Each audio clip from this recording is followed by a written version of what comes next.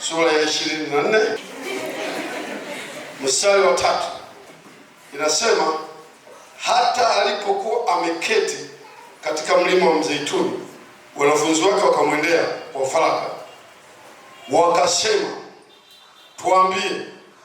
Yani ni kama wanamuuliza. Neno wakasema hapo ni sawa na wakauliza. Tuambie, mambo hayo yatakuwa lini? Hiyo ni namba 1 hiyo. Mambo hayo yatakuwa lini? Hayo mambo ya kuvunjika hekalu, ya hekalu kutokusalia juu ya jiwe, yatakuwa lini? 2, nini dalili ya kuja kwako? 3, na ya mwisho wa nia.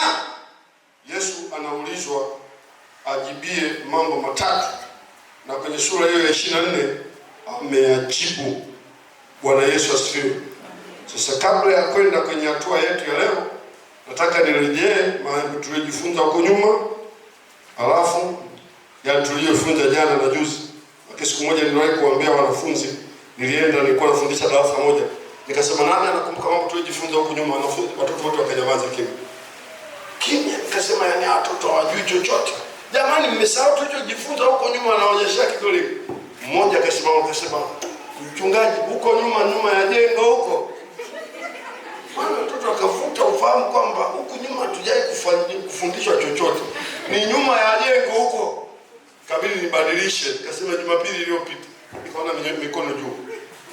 Hivi Israeli yetu hivi tu tunaangalia jinsi. Kwa hiyo mimi sisemi tuliojifunza huko nyuma, nasema kuanzia Jumatatu.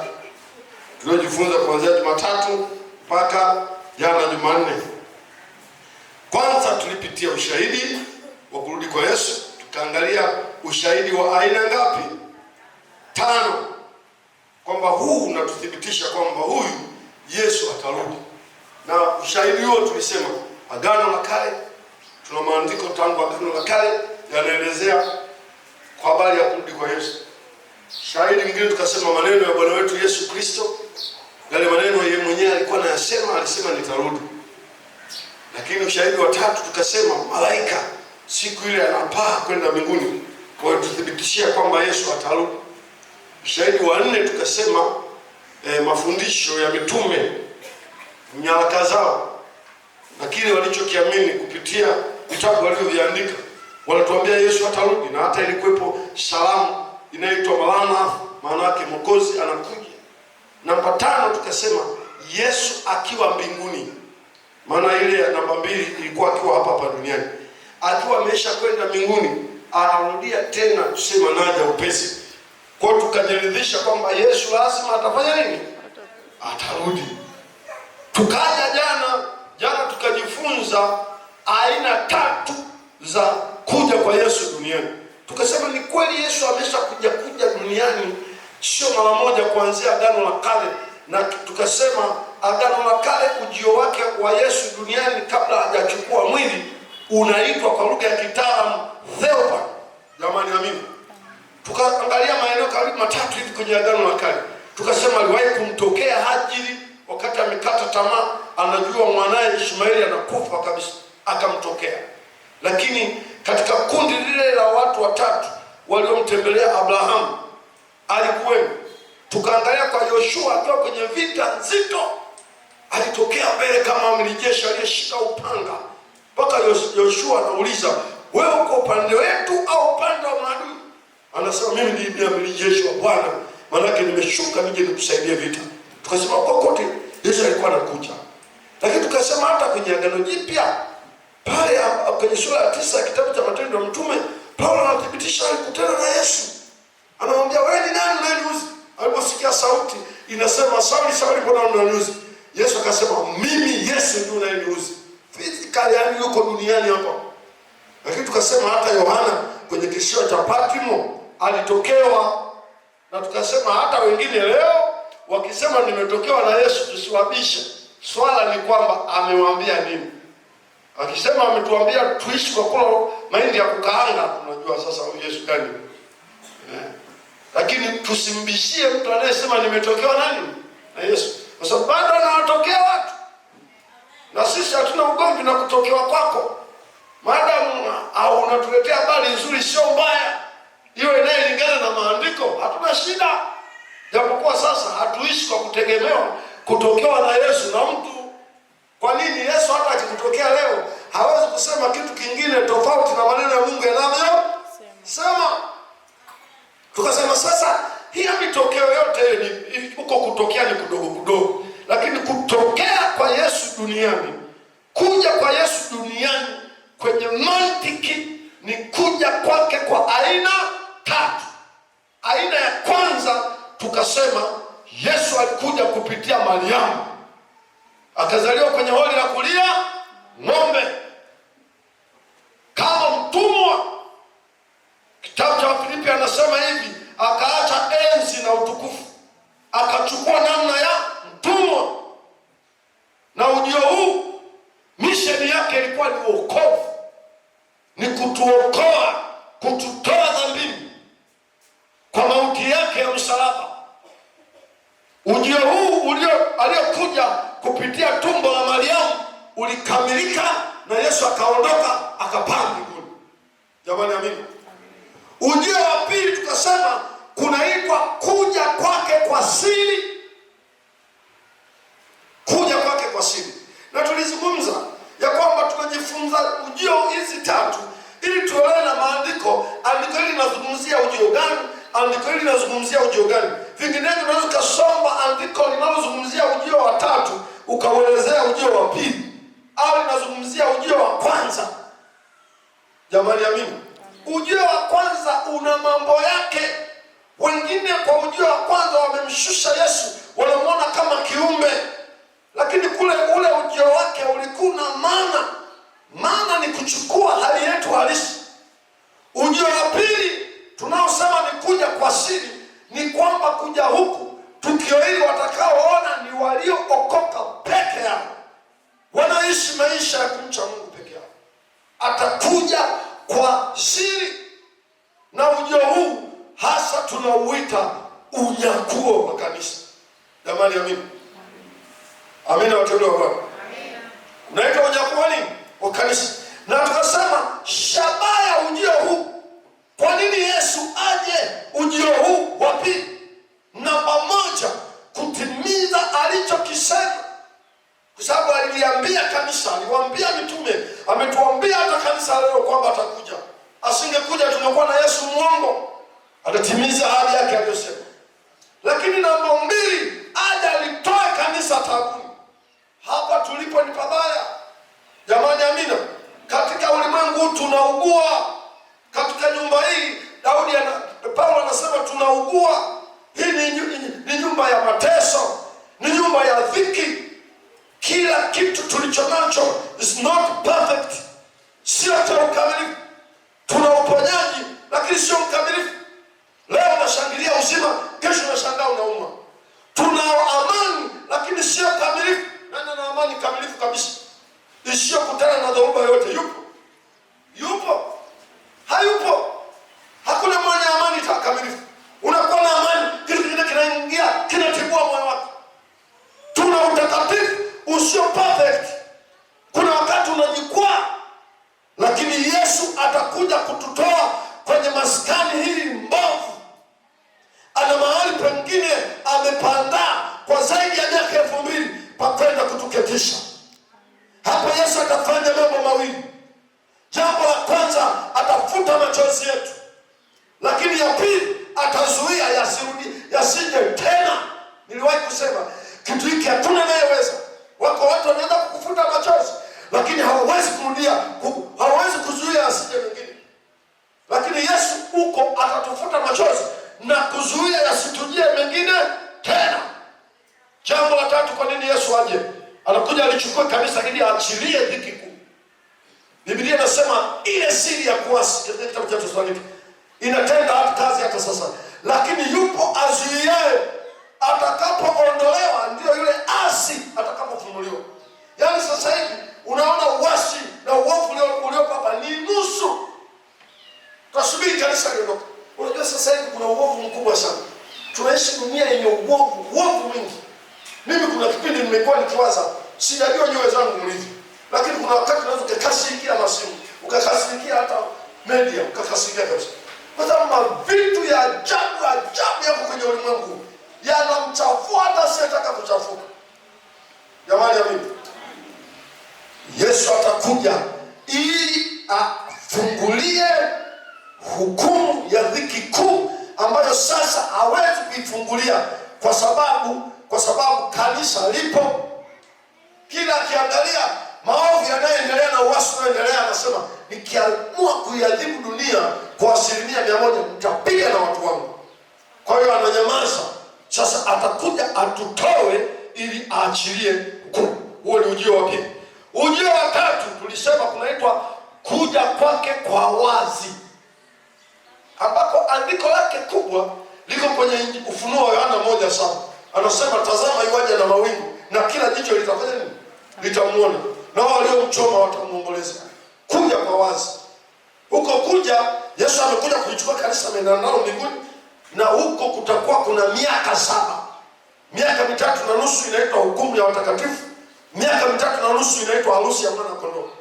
Baada ya hiyo miaka 7 hiyo atarudi, kutakuwa kuna hukumu kingine kadogo kanaitwa hukumu ya kondoo na mbuzi, au hukumu ya mataifa, inaitwa judgment, national judgment. Katakuwepo hukumu wako kadogo. Hukumu wako katahusu mataifa yaliyoibariki Israeli na mataifa yaliyoitendea vibaya nini? Israeli. Alafu anarudi na kanisa lake sasa. Kitabu cha Ufunuo sura 19 inazungumza hivi. Sisi tutakuwa sasa kama mabibi harusi, kama mashujaa pamoja na Yesu.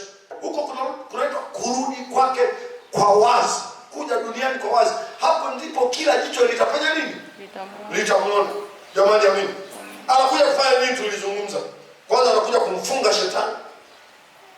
Huyo anayetusumbua ili kukemea kusiwepo. Silvester leo nimesikia la kemea. Kazi ya kukemea itakuwa imeisha. Shetani hayupo.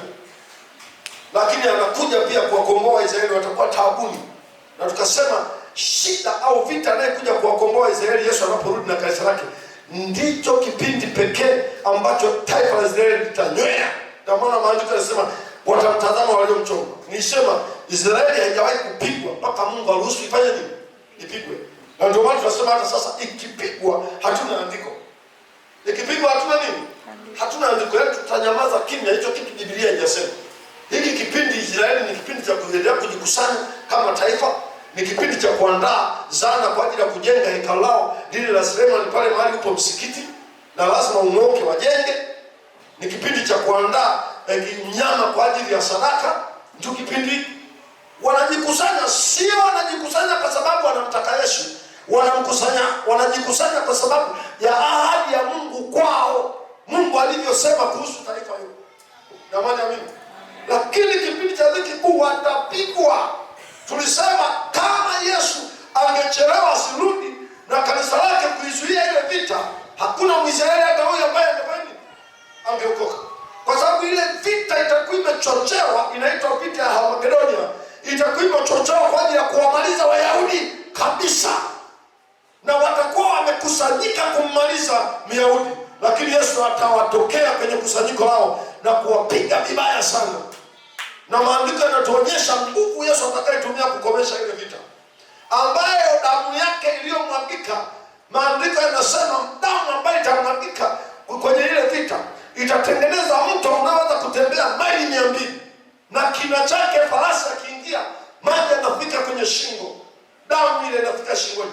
Ni mto wa damu, nafikiri mto wa maji, lakini ni damu pekee yake ambayo haijachanganyikana na maji. Wengine wanasema hii itakuwa ni vita ya 3 ya dunia au third world war. Iko mbele.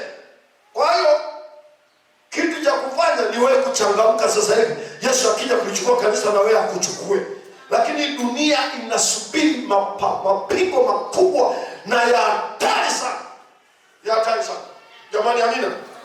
Lakini nini kingine anakuja kwa wazi? Anakuja kusimika utawala wa miaka mingapi? 1000. Atataka kuionyesha dunia kwamba wafalme wote walifeli.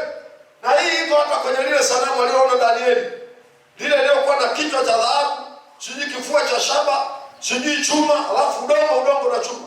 Hapo baadaye akaona jiwe kubwa likaja likaiponda ile sanamu. Hilo jiwe halijatengenezwa kwa mikono ya wanadamu. Lilipoiponda sanamu, likatawanyika likawa unga, likatawanyika dunia nzima. Jiwe lile ni Yesu Kristo. Ataponda utawala wote. Ndio maana ni kosa kufikiri katika wakati tunaishi tutakuwa na mtawala atakayekizi mahitaji yetu. Hayuko. Yuko mtawala mmoja tunamtangaza kwenye ibada hii, anaitwa Yesu. Huyo ana uwezo kukizi vigezo vyote. Kama ni vigezo vya uchumi anaweza. Kama ni vigezo vya kisiasa anaweza. Kila mahali Yesu anaweza. Na atataka kuonyesha dunia ya kwamba ilikosa mtu mweledi ambaye anaweza kuwa mfalme wa amani, ambaye fimbo ya enzi yake itakuwa kwenye mikono yake. Kwa atatawala dunia, lakini pia anataka kutuonyesha si tu kwamba wafalme wengine walishindwa. Anataka kutuonyesha kwamba pia viongozi wanayemsaidia mfalme wanapaswa kuwa wacha Mungu. Kwa nini? Ataweka viongozi katika sekta zote waliokoka, waliojazwa Roho Mtakatifu.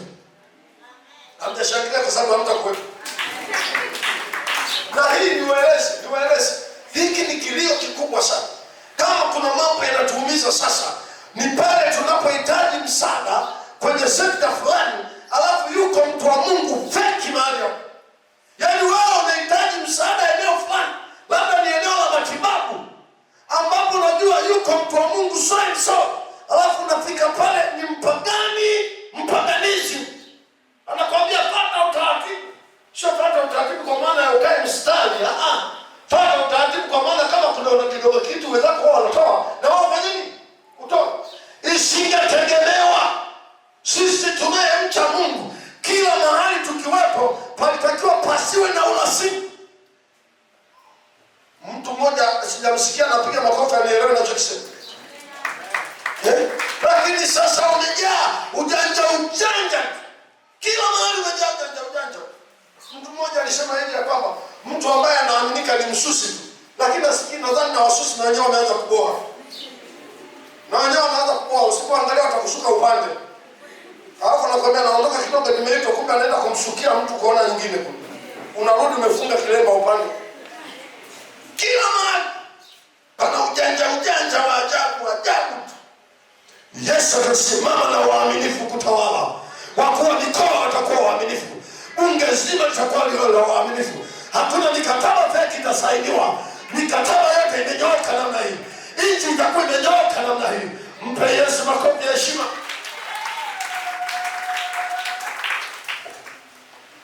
Wangapi wanapenda wakaishi kwenye nchi hiyo? Amen. 24 nasema Henoko akaenda pamoja na Mungu, naye akatoweka, maana Mungu alimtoa.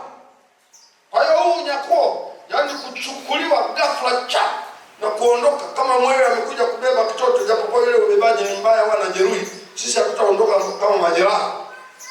Kuliwahi kumtokea nani? Henoko. Huo ni ushahidi wa kwanza. Henoko alinyakuliwa. Mungu aliona uharibifu umejaa duniani, akaona isiwe shida, akamchukua Henoko akaondoka naye. Namba 2, Elia. Hiyo iko katika kitabu kile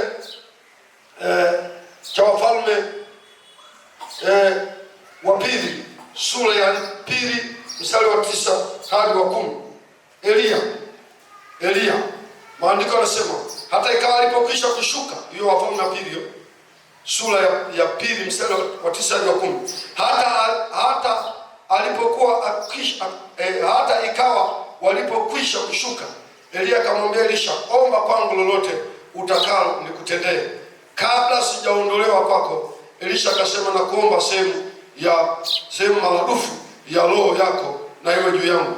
Akasema, umeomba neno gumu, lakini ukiniona nitakapoondolewa kwako utalipata, lao kuniona hutalipata. Ukiendelea hapo utakuta Elia naye alifanya nini? Alionja unyakuo ambao sisi tunausubiri. Mtu mwingine aliyewahi kuonja unyakuo ni Filipo wa Agano Jipya, Matendo ya Mitume 8:39. Nasema kisha walipopanda kutoka majini, Roho wa Bwana akamnyakua Filipo yule towashi, asimuone tena.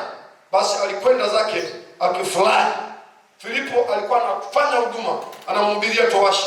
Baada ya kumhubiria towashi, akaingia mtoni kumbatiza. Alipombatiza Roho Bwana akafanya nini? Akamnyakua. Akaenda akatokea Azoto. Na mimi hii nimeipenda, ni ushahidi mojawapo. Maana unaweza kusema tunaelewaje huyo kama alienda kubamizwa kwenye mawe? Lakini kwa kitendo cha Filipo kwenda kushushwa Azoto, watu wakamuona, kukawa na mashahidi waliomuona anavyonyakuliwa, na mashahidi ya kwamba kule ametoa salama. Inatusaidia kwamba kumbe unyakuaji wa Mungu akikunyakua unatoa salama. Sio ukimlemea anaweza kukubamiza kwenye milima huko juu ya Kilimanjaro. Kwa hiyo Filipo akaonekana tena Azoto. Lakini nini kilichofanyika? Alionja unyakuo huu ambao tunausema. Mwingine ni Yesu, kama tuliposoma kwenye kitabu kile cha Matendo ya Mitume sura ya 1 mstari wa 9 hadi wa 10, tunaona Yesu alifanya nini naye? Alinyakuliwa. Maandiko yanasema kwenye Matendo ya Mitume sura ya 1 mstari wa 9 hadi wa 10, akisha kusema hayo, walipokuwa wakimtazama, akainuliwa, wingu likampokea kutoka mahali pao. Walipokuwa wakitazama macho mbinguni, yeye alipokuwa akienda zake, tazama, watu waliosimama karibu nao wakiwa wamevaa nguo nyeupe. Kwa hiyo alikuwa anaenda, sio alipotea tu haonekani. Wanamuona yule anaenda. Ni safari inayoonekana kwa macho ya mtu anakata mawimbi kuelekea mbinguni. Kwa hiyo kwa uthibitisho mwingine nimezungumza ulikuwa wangapi? Kwanza, wa pili, wa tatu, wa nne, si ndio? Wa tano tunaoita watakatifu wa kipindi cha dhiki kuu. Watakatifu wa kipindi cha dhiki kuu. Kitabu cha Ufunuo sura ya 6 mstari wa 9 hadi 11 inasema, alipoifungua muhuri ya 5, nikaona chini ya madhabahu roho zao waliokuwa wamechinjwa kwa ajili ya neno la Mungu na kwa ajili ya ushuhuda waliokuwa nao, wakalia kwa sauti kuu wakisema, Mola mtakatifu mwenye kweli, hata lini kutokuhukumu wala kutupatia haki ya damu yetu kwa hao wakao juu ya nchi? Nao wakapewa kila mmoja nguo ndefu nyeupe, wakaambiwa starehe bado muda mchache, hata utakapotimia hesabu ya wajoli wao na ndugu zao watakao uawa vile vile kama wao. Nini kilitendeka hapa? Baada ya kanisa kunyakuliwa, Yohana anaziona roho chini ya madhabahu. Yaani kuna watu wengine, huyu ametoka wapi? Hawa ni tunawaita watakatifu wa kipindi cha dhiki kuu. Yaani kuna watu wengine kipindi cha dhiki kuu wataokoka. Sasa mateso yatakuwa ni makali kipindi cha dhiki kuu. Watakuwa wanauawa. Wakiuawa kwa sababu Yesu ameshafunga ukurasa wa kufufua wafu. Walikuwa wanachomoka, wanabadilishwa miili hapo hapo. Wanaenda wapi? Mbinguni. Unamta nani leo jamani? Unaona nani anachokisema? Watakatifu wa dhiki kuu waliokuwa wanauawa kipindi cha dhiki kuu. Yaani watakao kuwa wanauawa kipindi cha dhiki kuu huku wamesimama na Mungu. Yaani wana neema. Sasa sijui watu tunaitaga ni watu wanao. Ni masalia tu. Maana mimi wangu naona kama humu ndani hata mmoja hata kuwepo. Yaani kibaki umebaki tu moja kwa moja. Unajua kwa ajili ya nini? Niulize, sema mchungaji tuambie. Kwamba hapa si nafasi ya Mungu. Si naona tu hata tairi ya baskeli likipasuka tu unapotafuta ufungu wa kufichana. Sababu hao watu, kuna watu wengine wahubiri wengine wanakosea, lakini wanakosea tu padogo tu. Wanasema hawa wanaokoka kwa damu zao wenyewe. Huwezi kujiokoa kwa damu yako. Tunakubaliana hiyo? Damu inayokuwa ni moja tu ya Yesu. Lakini kwa nini wanatumia neno hili? Ni watu fulani ngana. Unajua duniani tuna watu tofauti. Kwa mfano Waarabu na sisi ni tofauti kabisa. Kuna watu wana msimamo. Yaani mtu anaweza kukuchinja unaona hivi na roho yumi. Haseme hata Yesu na Maria. Sasa kuna majamaa yatakaye sema hivi nimekosa mbingu. Yesu amesharudi kulichukua kanisa. Anakuja mpinga Kristo anaweka masharti yake. Basi kuna wao wanasema mniue. Wanakata vidole viwili, wanabakiza vingine. Wanakuja kesho wanaongeza cha 3 wanasema ongezeni na cha 4. Sasa wewe unaweza sikiliza kwanza, subiri kidogo. Subiri kidogo. Subiri kidogo. Ndio maana tunasema hawa ni aina tu. Pengine hapa hawatakuwepo. Ni pagumu mno. Tunasema kama kuendelea mbele sasa hivi ni ngumu. Na wengine wanaacha wokovu kwa sababu tu ameambiwa akifa hata zikwa. wakati akifa atakuwa hayupo. Anashinda kujibu kwamba msiponizika nitawanukia. Simple. Swali jepesi. Kajibu sitakuwepo. Hawa ambaye anadanganya na bodaboda tu, asema nimeona lakini nikafanya ujinga. Piga huwa niumizeni mnimalize. Mimi nife. Hawa ndio wanachomoka, wananyakuliwa unyakuo huu, wanatokea mbinguni Yohana aliwaona. Roho zao zinakuwa chini ya madhabahu. Kwa nini? Hazina mili, kwa sababu wakati wa ufufuo kupewa mili hawakuwepo. Sasa kwanza wanapewa mili, alafu mbili wanapewa manguo fulani marefu. Sijajua kwa nini marefu, tutajadili siku nyingine. Nenda na ligauni lako. Alafu wana kihelehele. Wanasema hukummaliza kabisa. Mungu anawajibu, nyinyi mmekuja kibahati tu. Subirini kule bado naopoteza watu. Kama ni Mungu ana huruma sana, ndio maana tusimkatie tamaa Mungu. Baada anafanya nini? Anaopoteza. Wengine wanasemaga hivi, kipindi hicho hakutakuwa na neno. Wananukua andiko lile nasema hivi ya kwamba wanawali na mabinti watakimbia wakatafuta neno, hawatafanya nini? Hata lione. Na wenyewe ni upotofu wa maandiko. Hicho kipindi kilishatokea kwenye kipindi cha kutoka Malaki mpaka Yohana, mpaka Mathayo. Na kwa nini nasema mpaka Yohana? Maana yake babake wa Yohana ndio alikuwa kwanza kusikia sauti ya Mungu, lakini ilikuwa imepotea miaka 400. Hapo ndio kulikuwa hakuna neno. Kwa hiyo ilitokea, hiyo ilishatokea. Lakini kipindi cha dhiki kuu neno litakuwepo. Neno litakuwepo. Wako mashahidi wawili watahubiri. Hao watakuwa immune, hawauawi hao mashahidi wawili. Wengine wanasema ni Elia, wengine wanasema ni Enoko, ni nani, lakini hiyo ni somo la siku nyingine, lakini watahubiri. Kama itoshi na malaika nao watafanya nini? Watakuwa wanapita tena, hawatembei kwa miguu. Wanasema msimsujudie nani? Mnyama. Mcheni Mungu. Bado msikubali. Msikubali dunia inachakaa, msikubali. Mcheni Mungu. Wanapita na malaika, utamfanya nini malaika? Hahitaji kibali cha serikali ya hubiri.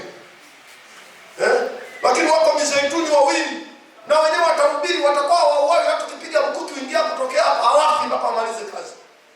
Kwa sababu kipindi hicho kitakuwa kigumu mtu wa kawaida kuhubiri. Mungu ametengeneza namna injili itahubiriwa ili unapoenda motoni uende bila sababu kwamba ukusikia.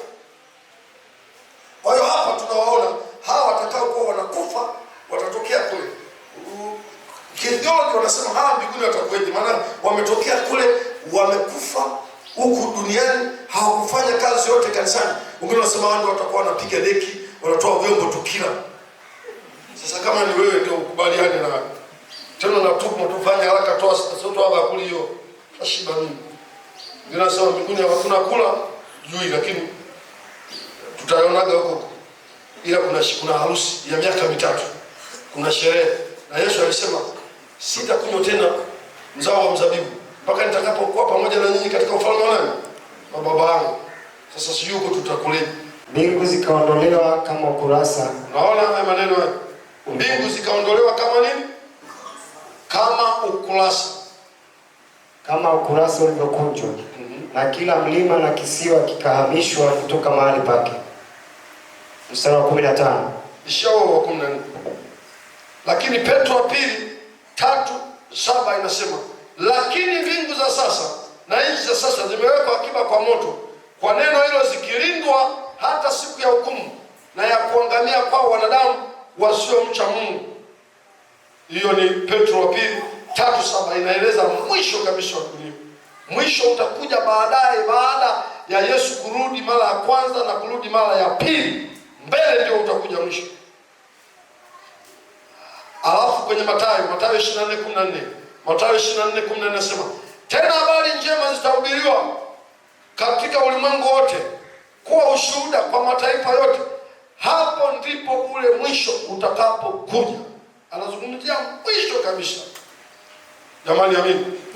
Lakini tunapozungumzia mwisho, pia nikujulishe kwamba kuna tofauti kati ya siku za mwisho na siku ya mwisho. Kuna tofauti kati ya siku za mwisho na siku ya mwisho. Sijui kama mnanielewa. Watu wa Mungu, mnanielewa? Kuna tofauti kati ya siku ya mwisho, siku za mwisho na siku za mwisho au na mwisho wa dunia. Kuna tofauti kati ya siku za mwisho na mwisho wa dunia. Kati ya siku za mwisho na mwisho wa dunia au siku ya mwisho kuna tofauti. Siku za mwisho tofauti yake iko hapa. Siku za mwisho zilianza tangu siku ya Pentecost. Yaani hata sasa we are living, tunaishi siku za mwisho. Tunaishi siku za nini? Siku za nini hizi? Za mwisho. Lakini sio mwisho wa dunia. Kuna tofauti kati ya siku za mwisho na mwisho wa dunia. Kwa mujibu wa Yoeli 2:28, siku aliyomwagika Roho Mtakatifu siku ya Pentecost ilianza kuitwa siku za mwisho. Tulianza kuwa siku ya mwisho. Kwa hata sasa tunaishi siku za mwisho. Hata ukisoma Petro wa pili, Timotheo wa pili 3:1, siku za mwisho. Kutatokea hivi na hivi na hivi. Ndio siku zetu hizi. Tunaishi siku za mwisho. Lakini mwisho wa dunia, siku za mwisho na mwisho wa dunia ni tofauti. Mwisho wa dunia ni mwisho kabisa wa kila kitu, kama tulivyosema. Labda nitaje misho kama 7 hivi. Tunaposema siku za mwisho, siku ya mwisho au mwisho wa dunia, mwisho wa siku kama mwisho, kuna misho 7 kwenye mwisho wa dunia. Misho 7 itaisha. Moja, mwisho wa serikali ya kibinadamu, Danieli 2:44. Yaani tawala za hizi zitakuwa mwisho kabisa. Wakati Yesu akirudi tawala zitakuwepo. Na mtawala atakuwa mpinga Kristo. Nchi 10 zitaungana kuweka mtawala mmoja. Lakini mwisho wa dunia kabisa utakuwa mwisho wa tawala za serikali za kibinadamu. 2, mwisho wa ukosefu wa haki na jeuri na vita. Mwisho wa ukosefu wa haki, ukosefu wa ujeuri na vita. Mwisho wa ukosefu wa haki. Hii haki tunaidai, mwisho utakuwa. Yaani Mungu atakomesha vyote hivi. Ufunuo 21:4-5. 3, mwisho wa dini na madhehebu. Yeremia 5:31. Utakuwa mwisho wa dini na madhehebu. Hakuna Assemblies, hakuna Katoliki, hakuna Lutheran, hakuna FPCT, hakuna EAGT, hakuna Calvary, hakuna nini na nini. Huko ni mwisho. Kwa hiyo tupendane tu. Na ndio maana mimi mtu mwenye chuki ya kidini sipendi. Na niwaombe watu wote mnapopreach hata kwenye madhabahu yao, msilete chuki za kidini. Msilete chuki za kidini. Kuna mahali at least tunaongea wahubiri kama kutoa reference tu kwenye kitu fulani, ili na wewe upate ufahamu kwamba hapa wao wanakosea. Lakini msilete chuki, kwa sababu huko mbinguni hakuna dini yoyote, wala sio zebu lako litakuwa limepigwa bangalo jumla na shangwe, hamna. Kitafuta utaliona, utabidi urudi huko na hakutakuwepo. Kwa hiyo dini zote itakuwa ni mwisho. Wote tutakutana kwa kigezo kimoja tu cha kwamba ni watoto wa Mungu. Mwisho mwingine utakuwa mwisho wa nini? Mwisho wa shetani kudanganya na kazi zake. Yaani hatadanganya tena. Mwisho utendaji kazi wa shetani. Mwisho mwingine wa 5, mwisho wa maovu na waliomkataa Yesu. Yohana 3:19. Injili ya Yohana 3:19. Mwisho wa waovu na waliomkataa Yesu. Mwisho. Leo kuna watu waovu wanamkataa Yesu, wanamsema vibaya Mungu. Kuna vipengele fulani tutavizungumza huko. Nilikuwa nimeviandika, sijui kama nimeshaandika. Kuna kufuru juu ya Mungu dhahiri sasa hivi. Dhahiri kabisa. Na maneno mabaya ya kubadilisha uovu kuwa wema na wema kuwa uovu. Sasa utakuwa ni mwisho. Lakini mwisho mwingine, mwisho wa 6 na mwisho wa mauti. Ufunuo 21:4. Mauti haitakuwepo tena. Yaani masuala ya kuangalia mtu amenyamaza kimya. Leo tumefiwa. Sisi watu wa Iringa kule tumefiwa na mtu mmoja muhimu sana anaitwa Mkuvi. Hata sijamii kama Mkuvi ameondoka. William Mkuvi. Mbunge ambaye ameshika jimbo zaidi ya miaka 10 na kitu. Hakuna mtu wa kumuondoa pale. Kwa sababu yeye utendaji kazi mahiri hayupo, hivyo wanalia huko. Na pengine kesho tutalia umekufa wewe. Si nani ataanza hapa sijajua. Naomba nisiwe mimi. Niende kwa tunga kidogo. Lakini hamna namna. Hamna namna. Kwenye dunia hii mauti ipo. Kwa wengine wanajinasi, kuna mimi sina ugomvi. Hata mimi mwenyewe na imani kubwa sana, sitaki hivyo kinikute kijinga. Lakini wengine wameongea kabisa si umwi. Yesu umwi, japokuwa Yesu anaponya. Maandiko yanatuambia kwa kupigwa kwake tumepona, sio kwa kupigwa kwake hatuumwi. Maana usiwe na misimamo iliyovuka mipaka ya neno la Mungu linachosema. Kuna mtu anielewe? Usiwe na misimamo inayovuka mipaka ya nini? Ya neno la Mungu. Wako watu walisema haombe, wako hapa pana dini nyingine iko hapa maeneo hapa. Ukiumwa unatakuja kunyamaza kimya kwa sababu ngomlisha mzana atuumi. Kwa hiyo unanyamaza unaumia nyumbani ukitoka ukiwa mzima. Ukifa wanatafuta mwingine wa kuzika, mchungaji hadi kuzika kwa sababu imani ya kanisa hilo ni mtu hafi.